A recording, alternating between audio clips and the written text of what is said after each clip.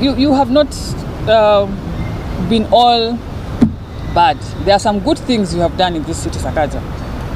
There are some projects we support. But I think it is that presence of our leader that we have been lacking. And we want to see it from now on. We want to reach you. Let us also remember that next year, the election mood will start creeping in. And the mandate will go back to the people to choose who the leaders of Nairobi will be.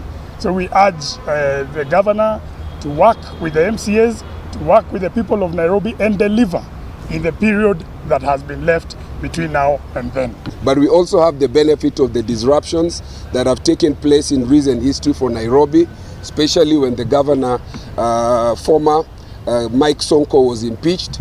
You saw how much disruption occurred in Nairobi, followed by the establishment of the NMS and the many things that ensued thereafter, including a lot of things that came to a standstill as a result.